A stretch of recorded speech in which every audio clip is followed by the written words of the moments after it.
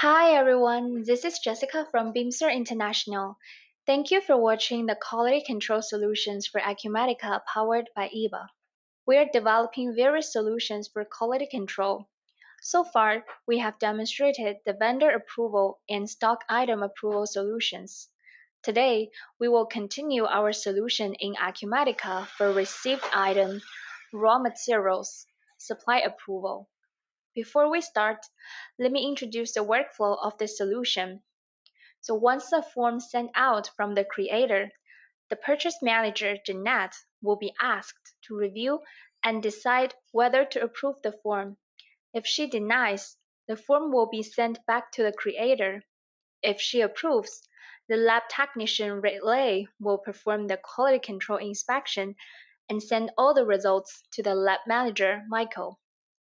Once reviewing all the results, Michael can choose to either approve or request another inspection from the lab technician relay. Finally, after granting all the approval needed, the form will go back to the creator and get saved automatically in Acumatica. Now let's get started to the demo. After logging to the eBA application, I am going to show you a fully digitized form of generating a purchase order. Now we click on the eBA Acumatica Quality Control and we will open a new purchase order. So here comes to the screen of this purchase order form. So by clicking on the drop-down list of the purchase order, there will be a list of the open purchase order shown. And those are actually integrated with Acumatica. So we will basically pull over everything from the Acumatica regarding the purchase order information. For example, now we are choosing this purchase order number 29, and by double clicking on that, eBA will fill all the fields automatically. As you can see, all the information are just pop up from the screen. And here under the purchase order lines, as you can see, those are the different items that are related with this purchase order. And below that, there's an option for the quality control. And this is a place where you can set the expiration date and then check the expiration reminder if you want to send out a reminder automatically. And also if this item is for the periodic control, you can also check this box. So for here, we will now just choose November 30 as expiration date. And by clicking on the expiration reminder, we can choose how many weeks in advance we want to send out the reminder. For example, we choose 3 here. And by clicking on the periodic quality control, we can send reminders every 2 weeks to our likes. And then once you fill out everything, you can go ahead and click on the send button. And this form will be automatically generated. And as you can see from the flow history, the purchase manager, Jeanette Jennifer, is waiting for it to be approved. And if you click on this flow scheme, and if you want to zoom in, we can see this is basically the workflow. As I previously mentioned, there are 4 parties involved: the creator, the purchase manager, the lab technician, and finally the lab manager. Now let's switch account to Jeanette, which is our purchase manager. So here on the home screen, under the approval, we can see there is a pending approval to be reviewed. And if you double click on this, this is the purchase order we just created. And then Jeanette will review everything and making sure it is correct.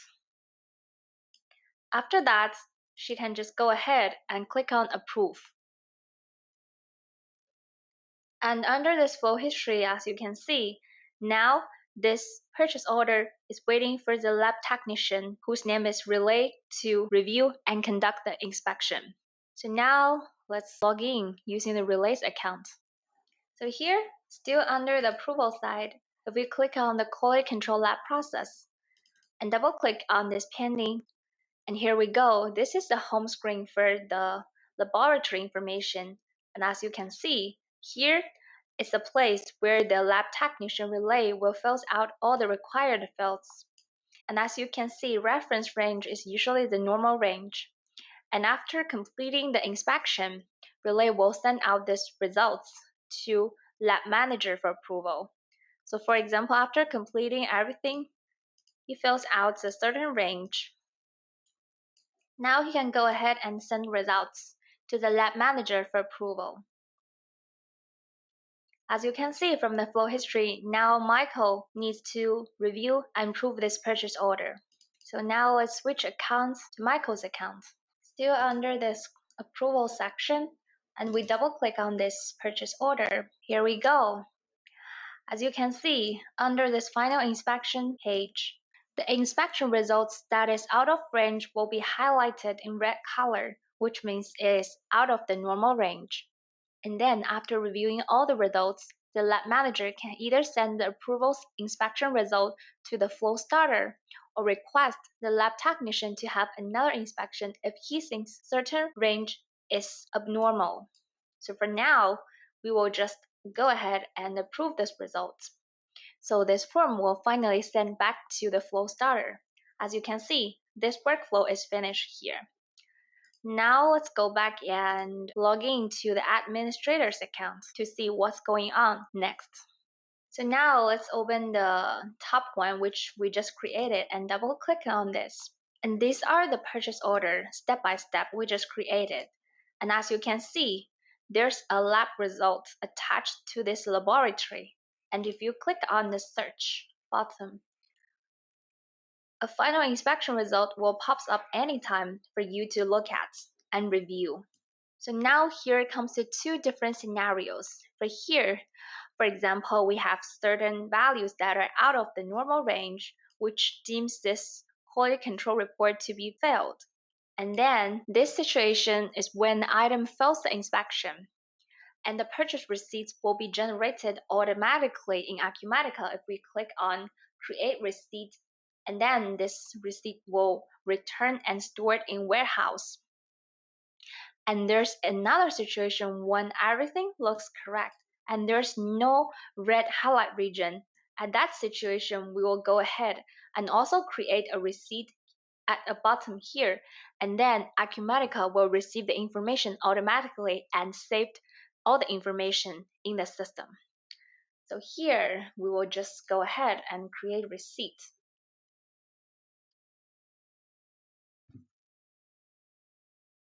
Here, as you can see, it says this uploading is successful. So now let's switch back to Acumatica to see what's going on from that screen. And as we previously know, once we have saved everything and the information will be forwarded to Acumatica. So this one, the top one, is the one we just created. And as you can see the date, this is the one we just created. To be noticed is that under the warehouse, as the item is deemed failed, it will always automatically be sent to the return item warehouse. Compared to the items that are successfully passed, it will send to different warehouses based on that situation.